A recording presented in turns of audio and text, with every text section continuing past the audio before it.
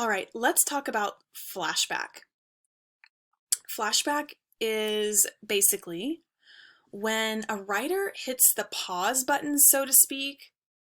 A writer pauses the story right where you are and goes back in time to explain something or to tell about something that happened before the story began. Okay, so let's think about why a writer does that. All right, so first of all, it's when a writer decides to go back in time to explain something that happened before the story started. Maybe it's a scene or a situation that happened before the story and now is suddenly very important to the story. It's very important to what's happening in the story now. So that's one reason that a writer might choose to do that. Like if they had told you the situation before, like at the beginning of the story, if they explained a previous situation at the beginning of a story, it wouldn't have as much impact as if you're further along in the story and it's like, okay, now is the best time to tell this situation. Now's the best time to bring up something from the past in the characters' lives. A flashback can also be this third point right here, this one that I'm highlighting, where a flashback can be like a little detour from the plot to explain something that happened before the story, like a little side conversation that the writer puts into the story so that the reader can understand something else that is happening. Sometimes it's important to understand the why behind a situation so that you can kind of look at it with fresh eyes. And so that's what an author does. An author, and you see this in movies too, where the scene fades out or a character falls asleep or there's a dream or the character starts to explain something about back in the day or last year or when I was little. And that something that happened is really important to understanding what is now happening in the story. Okay. Here's what a flashback is not. A flashback is not simply remembering something from yesterday. It's not just remembering something from last year. A flashback is not when a character has an idea. It's not when a character thinks about something that happened earlier that day in the story, okay? A flashback is when the author or when the movie actually takes us back in time to show us something, to show us a situation that we didn't already know happened. Now, writers love flashbacks because flashbacks help us understand an important event that might explain more about why a character is doing something. Writers love flashbacks because they help the readers, they help us understand more about a certain situation. It's like the backstory. And writers also love flashbacks because they don't take away too much time from the actual plot. If you think about movies or TV shows that have flashbacks, they don't usually last very long. And when you think about books or stories that have flashbacks, they don't really last very long either. It's just enough to give us kind of the backstory, the why behind something that is happening. Okay, so what books or movies or TV shows can you think of that use flashbacks? What's something you've watched recently or seen recently that used a flashback? And what makes them so interesting? What aha moments, like, right, like aha, like light bulb moments, what aha moments are given to you when you get to see something important that happened back before the story began? How do those moments affect the main plot? What do they help you understand? So these are just questions to think about. You don't have to go and write down anything right now. These are just questions to think about. So how does a flashback help us understand something about the characters? Maybe a flashback shows us like, oh, that's why that character acts a certain way, right? Or, oh, that's why that character made that decision. Or that's why that character doesn't get along with that other character. So it helps us understand something new about the characters many times. Now, how do we know when a flashback is happening in a movie or a TV show we're watching? And we talked about this a little bit ago, where in a movie or a TV show, you might see a character who falls asleep and has a dream, and the dream is the flashback. Maybe, like a ghost or a spirit appears to a character and explains something or shows the character something, and we get to see that, so we know it's a flashback. Maybe the image on the screen kind of fades out and we go back in time to when the character was little or when the character was younger and we see a situation that happened. It's usually what we see in movies and TV shows. But sometimes flashbacks can be a little bit confusing, and that's okay. So let's talk about that. Flashbacks can be confusing if we zone out and we don't realize the author just took us back in time, right? So if we're reading a book, reading a story, and we kind of forget what we just read, and the author goes into a flashback moment and we don't realize it happened, that can be confusing. Sometimes we don't see the transition words that hint that a flashback is about to happen. Or sometimes we don't stop to think about what the flashback is telling us about something current in the story. So sometimes if you're reading and suddenly nothing is making sense and you're like, wait, what just happened? Why is the character a baby? Or why is the character a lot younger? Or wait, why is the character in a different country all of a sudden for like no reason? Then go back and see if maybe you're in a flashback situation in your story. We can tell when a writer is using flashback when the writer tells us something like, she thought back to what happened last year, and then like a new little story begins. Or we can tell when a writer is using a flashback when you see something like, he remembered it like it was yesterday, and then we actually get to read all about what's happening. So think about some other ways in books and stories that you've been involved in, other ways that you can tell a flashback is about to happen. Okay, so here's your task. This is fun. Go over to YouTube if you have access. If you have access to YouTube, if you don't have access to YouTube, then that's okay. Don't do that. But think about what videos or what movie clips you could find on YouTube that actually show flashbacks in movies. And like I said, if you can't get on YouTube right now, if that's not an option right now, think about movies you've seen recently. In fact, YouTube is really just a search engine if you think about it. It's a way to search for information, right? Video information. So you can go to the search bar in YouTube and type in flashbacks in movies. You're going to find so many examples. So pick one and watch it. And then as you're watching it, think about why movies and books use flashbacks instead of just telling the story like normal. Like if a movie, you're halfway through the movie and then there's a big flashback, why do they do that? Why don't they just start the movie with the actual flashback so it can go in chronological order, right? So kind of think about the power of flashbacks and why writers and why movies use them. That is your task right now. Have fun with that. Okay, so your task now is to go to the practice sheet titled Flashback, okay? And we talked before about how a writer uses flashback to explain a part of the story that happened before the actual story began, right? Okay, so look at the left-hand column here, right? These are different reasons that an author might use a flashback. So an author might use a flashback to explain something new about a character. Maybe a writer uses flashback to explain something about the setting. Maybe a writer uses flashback to explain something about the conflict, or maybe even to explain something about a family, like a family situation, okay? So where you see these empty boxes, these purple boxes, you can type directly into these boxes. You can type your answers, okay? And you only have 3 of them to do here. So we're actually going to do the first one together, all right? And this is going to look very familiar because if you've already watched the video and done the practice sheet over foreshadowing, we're actually using the exact same stories here, but now we're thinking about them in terms of a flashback, okay? So they're going to look very familiar. You're just getting some new information. All right, so here's the first one. Let's read this together, okay? This one right here. I know old crazy Mrs. Dennis is the one to watch out for. Eric leaned in closer, and his voice dropped to a whisper. Last summer, I saw her outside in her front yard, and she gave me the most evil look I've ever seen in my whole life. It made me cold. And you know what? My mom's flowers all died, and they never grew back, and that was a year ago.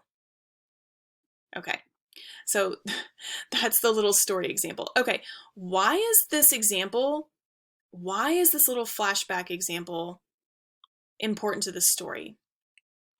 Well, in this little excerpt, Eric is explaining to his friends how he, quote, knows that Mrs. Dennis is evil, and he's trying to prove it by using his mom's dead flowers as proof.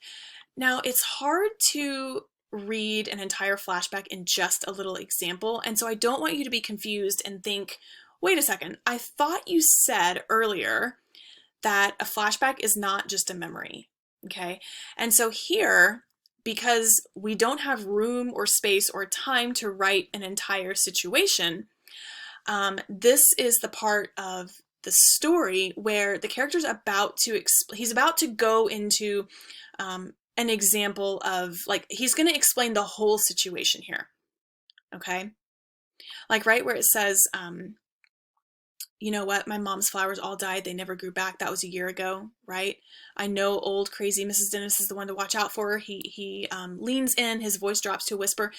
This is just the beginning of a situation where the character is about to explain a whole situation that happened a year ago. Okay, so I don't want you to be confused and think, wait a second, all he's doing is sharing a memory. A memory is not a flashback, right? But I'm just showing you the part of the excerpt where he's beginning with the flashback. Okay, so why is this important to the story now? Well, one thought is that Eric is explaining to his friends how he knows Mrs. Dennis is evil, and he's trying to prove it by using his mom's dead flowers as proof. That's why it's important to the story. Now, did his mom's flowers die really because Mrs. Dennis gave him an evil look? Well, we don't know. We don't have the whole story here. But the point is that he's trying to show us, okay, the flashback is trying to show us something about Eric. The flashback is trying to show us that Eric has had an experience that he thinks proves that Mrs. Dennis is evil, okay? So let's actually go ahead and look at the second one together. This one right here, let's read this together. The author is using a flashback to show us something about the setting. Okay, here we go. What you have to understand about this house is that there was a fire here 100 years ago. Mr. and Mrs. Blackburn lived in the house at the time. Mrs. Blackburn walked into her garden one night with her kerosene lamp, since there was no electricity, and everything caught on fire. The house was practically destroyed, and Mrs. Blackburn was never seen again. We think her ghost still haunts the house and these grounds. Wow. Okay. So what might make this description important to the story now? Now, you don't have the whole story, so I'm not asking you to try to think of all the things that are happening in a story when all I gave you was this tiny little excerpt, okay? But you might think to yourself, oh, okay, so the setting is really important. What happened 100 years ago is really important. And maybe the flashback is going to give us insight or understanding into what is going on inside the house. So I'm going to type that out, okay? You guys watch me. We can kind of go through this together. There's more than one way to explain this, so I'm just going to do it my way. You might have your way. So why this description is important to the story now is because, I hope my typing is not too loud, but that's okay. This description is important because it shows us, the reader, right? Us as the reader. The description is important because it shows us that there's a situation we need to know about so we understand more about the house in the story. We need to know about the history of the house. Okay? See how I did that? Now, that's all you're doing here, okay? Let's go ahead and talk about this one right here. And then guess what? You're only going to have 2 of these to do, right? Oops, I didn't mean to, I didn't want to copy and paste all that. I must have hit something by accident. Okay. Oh no, now that disappeared. Oh my goodness. Gotta love technology, right? Okay. So I was able to bring it back by doing some copying and pasting. I don't know why this happened. Okay, I'm just going to put a little placeholder there. Oh no, now that happened. Okay, well, I'll go back and fix it later, but you get the point. Okay, let's go ahead and look at this one. All right, so this wasn't the first time Jason had been in trouble for not doing his homework. He remembered last year at his old school how he couldn't remember to start his homework after school, and how it always seemed like his parents and teachers loved him when he did remember and hated him when he forgot.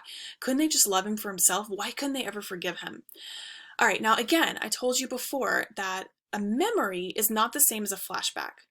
Okay, but again, we only have a small section here to work with, so this is just an example. So why is this important to the story? Okay, this is a flashback that is telling us, the reader, we're learning about a conflict, right? Jason has a conflict. He thinks his parents and teachers love him when he does his work, and he feels like his parents and teachers hate him when he doesn't do his work. And his conflict is that why can't they just love him for himself? Now, is that true?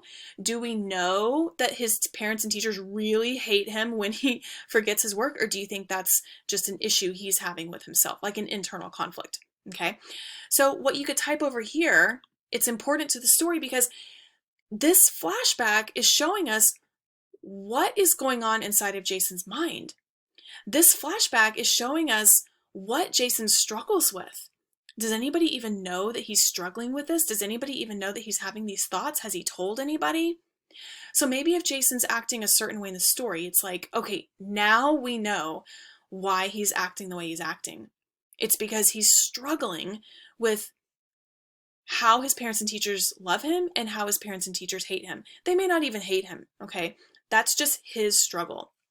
So that's the kind of thing you can think about when you write this part over here. Let's look at the last one. Sometimes flashbacks are used to explain something about a family or about other characters in the story. Here we go. Emerson's mom forgot her birthday last year when the new baby was born. Why would it be such a big deal for Emerson to forget this year?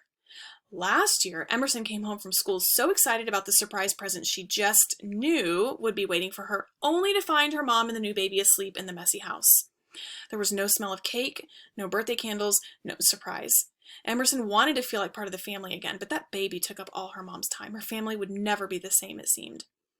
So this is a pretty big description. This is a flashback. We can see everything happening. We can see Emerson walking into the house last year. We can see the messy house. We can see the baby. We can see, the baby sister, baby brother sleeping with mom. There's no present, no cake, no candles, nothing. We can see it in our minds. We kind of feel sad for Emerson, right? And she feels like her family's never going to be the same. So what is the purpose of this flashback? Well, think about what we know now about the family. Okay? We know now that the family is busy.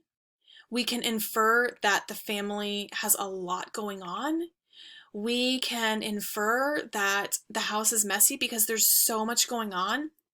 And now we know why Emerson feels like her family's never going to be the same. Now we know how Emerson feels so differently about her family members. And we wouldn't have known that if we hadn't seen this flashback, if we hadn't read about this flashback. We wouldn't understand that about Emerson. So those are the kinds of things you can look at typing over here. Okay. All right. Let's look at one last section. This one has a lot of blanks, but here's what you do. Okay, remember that a writer uses flashback to explain a part of the story that happened before the actual story started. Now, here's where we're going to change things a little bit. It says use, a short story or a book that you've been reading to fill out the chart below with examples of flashback. If you would prefer to use movies or shows, then you could do that too. Okay, that's fine. Because the point is that we're thinking about the purpose of a flashback. So use a short story, use a book, or use a movie or like a TV show that you've seen. And you can do this too, okay? So where it says story or book, it's okay to think story, book, or movie. It's okay to use this on movies, okay? So explain something about a character. So what is a storybook or movie you've seen recently, okay, that uses a flashback to show us something new about the character? Just explain what happens in the movie or book here. And then over here, just explain like what it shows you about the character. Same thing here.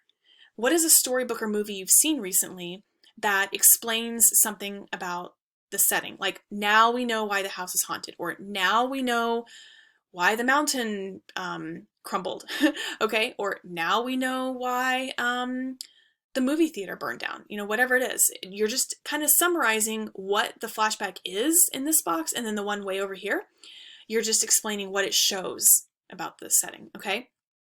Same for the conflict and same for the family.